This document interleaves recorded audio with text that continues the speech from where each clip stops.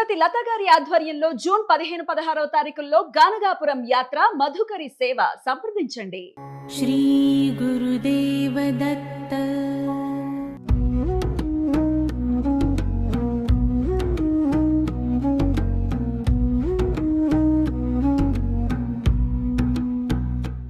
నమస్తే, welcome to Suman TV. నేను పద్మిని. ప్రస్తుతం మనం హైదరాబాద్ దిల్సుఖ్ నగర్ లో ఉన్న బాబావారి ఆలయానికి వచ్చాము. మనతో పాటు శ్రీమతి స్రవంతి గారు ఉన్నారు. మాట్లాడదాం. అక్క నమస్తే. అక్క నమస్తే పద్మిని. ఏం సంకల్పం అసలు. అంటే స్వామి అనుజ్ఞతోటే ఇది సాగుతోందని అనుకోవచ్చు. నేనేదో 30-40 పుస్తకాలు పంచి పెడదామని అంటే కాదు, 108 పంచి పెడదామని చెప్పి మీరు అనుకోవటం, 108 కాస్త 500 పుస్తకాలకి వెళ్ళటం, అవన్నీ తెప్పించేయటం, ఈ రోజు పంచి పెడదాము అని చెప్పి నిర్ణయించుకోవడం, గుడికి రావడం జరిగింది. 500 పుస్తకాలని కూడా ఇప్పుడు పంపిణీ చేద్దాం అక్క. పంపిణీ చేద్దాము. ఓకే, తర్వాత మాట్లాడుకుందాం. జై గురుదేవ దత్త. శ్రీపాదరాజం శరణం ప్రపద్యే. శ్రీ దత్తరాజం శరణం ప్రపద్యే. అఖిలాండ కోటి బ్రహ్మాండ నాయక రాజాదిరాజ యోగిరాజ పరబ్రహ్మ శ్రీ సచ్చిదానంద సమర్థ గురు సాయినాథ్ మహారాజ్ కి జై.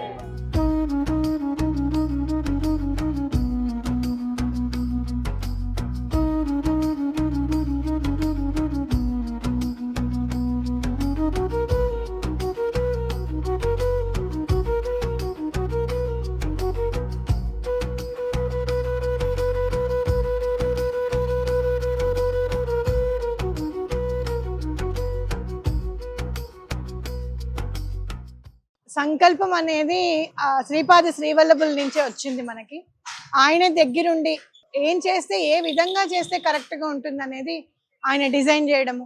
ఆయన డిజైన్ లోంచి ఎప్పుడన్నా మనం పక్కకి తప్పుకుంటే అది కాదు అని చెప్పి మళ్ళీ మనని చేయబట్టుకొని లాగి అక్కడ కాదు ఇక్కడ చెయ్యాలి అని చెప్పి ఆయన నిర్ణయంతోనే జరిగింది అని చెప్పుకోవచ్చు. ఖచ్చితంగా. ఎప్పుడు కూడా నా ఉద్దేశం ఎట్లా ఉంటుందంటే, వచ్చిన వాళ్ళకి కంఫర్ట్ గురించి అని ఆలోచించడం జరుగుతుంది. కానీ ఇలాంటి భగవత్ కార్యక్రమాలు అని అనుకున్నప్పుడు కంఫర్ట్ గురించి కాదు, భగవంతుడి ఆజ్ఞ గురించి కూడా మనం వెయిట్ చేయాలి అనేది మనం తెలుసుకోవాలని నేను కూడా ఇవాళ నేర్చుకున్నాను పద్మిని. అలాగే మనం 108 పుస్తకాలు అని అనుకున్నప్పుడు అది కాదు, ఇంకా 500 ఇద్దాము అని అనుకొని 500 పుస్తకాలు స్వామి సమకూర్చి మనకి నిజంగా ఇంతటి భక్తులు అంటే, ఈ రోజున ఎవరు కూడా మనం ఏదైనా ఆర్డర్ పెడితే సిఓడి అయినా మనకి డబ్బులు ఇచ్చిన తర్వాతనే మన ప్రోడక్ట్ మనకి డబ్బులు ఇచ్చిన తర్వాత ఇస్తారు. మనం డబ్బులు కట్టేసిన తర్వాత మనం ఓటీపీ చెప్తేనే ఇస్తారు, అవునా కాదా? అంతే కాకుండా కేవలం ఆయనకి సగం పుస్తకాలకి కూడా సరిపడ డబ్బు ఇంకా వేయలేదు. అయినా సరే ఆయన బస్ కి వేసేయడము, ఆ బుక్స్ అన్ని తీసుకోవడము. తర్వాత నేను ఊరు వెళ్తున్నానండి, ఆయన నరసోబావాడికి వెళ్తున్నారు గాంధీ గారు. ఎంత అంటే నేను అడిగిన వెంటనే చాలా తక్కువ రుసుముకి ఇచ్చారు. నేను ఆయనకి చెప్పాను, మీరు కూడా సేవలో పాల్గొనాలి అని అంటే శ్రీపాద శ్రీవల్లభుని భక్తులు సేవకి వెనకాడరు అనేది నిరూపించారు. ఖచ్చితంగా. అలాగే ఈ టెంపుల్ గుడి గురించి చెప్పాలి అని అంటే, నేను 10 సంవత్సరాల పిల్లప్పుడు ఈ టెంపుల్కి వచ్చాను. అప్పుడు బాబా గారు చాలా చిన్నగా ఉన్నారు అనమాట. సైడ్ కి పెట్టారు చూడు బాబా గారు, ఆయన కూడా పెరిగారు. ఆ పక్కన చిన్న బాబా గారు ఉన్నారు కదా, ఆయన ఉండేవారు. నేను డాన్స్ క్లాస్ కి వెళ్తూ పైజమా వేసుకోలేదన్నమాట. సార్ తిడతారు, కొడతారు, నటువాంగంతో కొట్టేవారు అప్పుడు. ఇప్పటిలాగా కాదు, ఎందుకు కొట్టారని అమ్మలు రారు, వస్తే ఇంకో 2 వేయండి ఈసారి గుర్తు పెట్టుకుని వేసుకొస్తుందంట. అవును. అలా చూస్తే గనక సార్ తిడతారేమో అన్న భయానికి డాన్స్ క్లాస్ కి వెళ్లకుండా ఈ గుడికి రావడం జరిగింది. ఎప్పుడైతే ఆయన ఆశ్రయం కోరి వచ్చానో ఈ రోజు వరకు ఆయన ఆశ్రయం అందిస్తూనే ఉన్నారు నాకు అని చెప్పుకోవాలి. బుక్కులు ఎక్కడ ఇవ్వాలి అంటే, అదేమిటే మన సంస్థానం ఇంత ఉంటే నువ్వు ఎక్కడెక్కడో తిరుగుతావు ఏంటి అనే ఐడియా వచ్చి వెంటనే వాళ్ళు వెళ్తున్నాను పద్మిని అక్కడికి మాట్లాడేసి వస్తానని రావడం, వితిన్ 1.5 hours లో అంతా సెట్ అవ్వడం అనేది జరిగింది. ఇక్కడ వాళ్ళు కూడా జిఎస్ గారు అని ఉన్నారు, ఆయన చాలా హెల్ప్ చేశారు. ప్రతి ఒక్కళ్ళు కూడా, మీ అందరికీ తెలిసిందే గురువారం అనేసరికి ఇక్కడ ఎంత రష్ ఉంటుందో. మేము 500 పుస్తకాలు వితరణ జరుగుతాయా అని అనుకుంటే వితిన్ 1 hour లో అయిపోయాయి, కంప్లీట్ అంత రష్ కనపడుతుంది. చాలా అద్భుతంగా. మరి పుస్తకాలు పనిచేసిన తర్వాత మనం మాట్లాడుకుంటున్నాం. అయినప్పటికీ చాలా చాలా సంతోషము. ఇంతమందికి అందించేటటువంటి భాగ్యాన్ని ఆయన మనకు కల్పించారు ఖచ్చితంగా. సో అందుకనే అనుకున్నాం మేము చిత్తా నక్షత్రం చూసుకున్నాము. చిత్తా నక్షత్రం గురుద్వాదశి. గురుద్వాదశి. మీకు ఇంకో విషయం చెప్పాలి, ఆయన చిత్తా నక్షత్రం అని గుర్తు చేశారు స్వామి. మేము ఎప్పుడు ఇవ్వాలి అని డేట్ చూసుకున్నాం, కానీ ఆ రోజు ఏంటి అనేది మేము చూసుకోలేదు. ముందు నక్షత్రం డేట్ చూసుకున్నాం అంతే. ఏమొచ్చింది అంటే ఫస్ట్ డేటే అనుకున్నాం, 28వ తారీఖు చేద్దామా అని అనుకున్నాం. ఆ 28 ఏ రోజు వచ్చిందని చూసుకున్నప్పుడు గురువారం గురుద్వాదశి అయింది, చిత్తా నక్షత్రం అయింది, అధిక మాసం అయింది.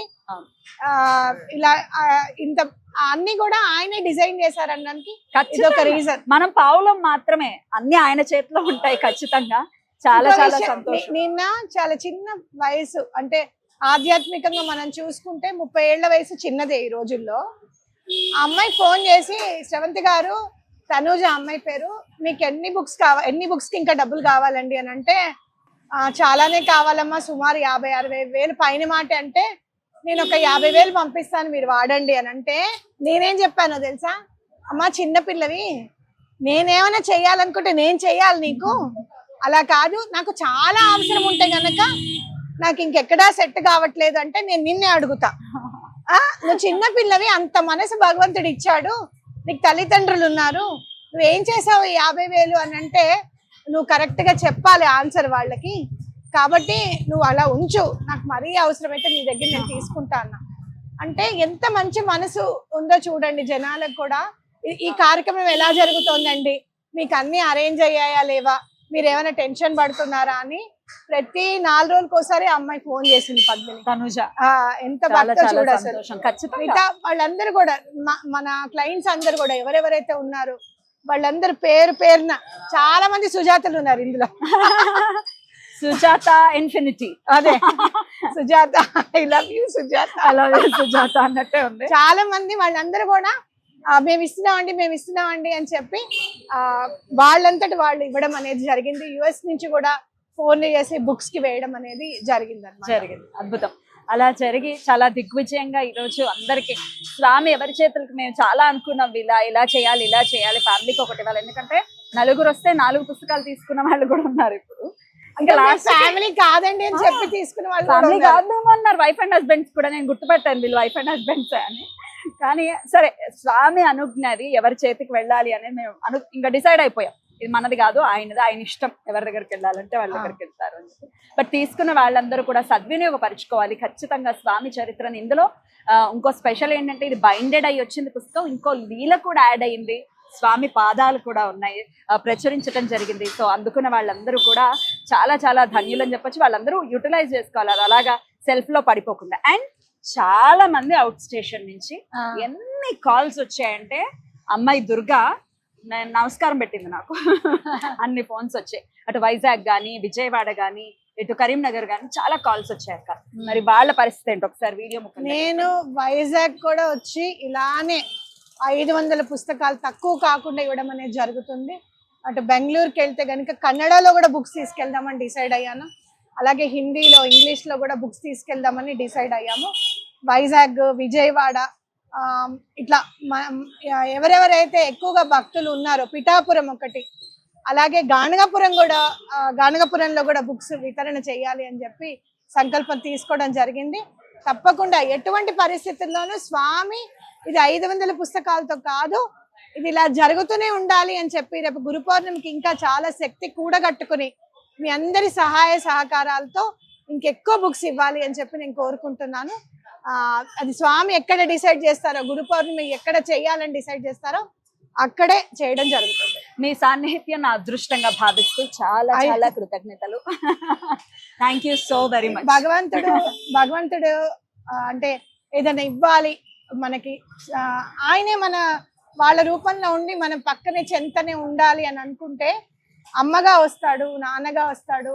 అలాగే భగవద్ బంధువులం, తన అక్క అని పిలిచిన వెంటనే ఏమాత్రం నాకు అంటే సొంత చెల్లెలకి ఎంతైతే నేను మా పావనికి ఎంతైతే ఇంపార్టెన్స్ ఇస్తానో, పద్మినికి కూడా అంతే ఇంపార్టెన్స్ ఇస్తాను.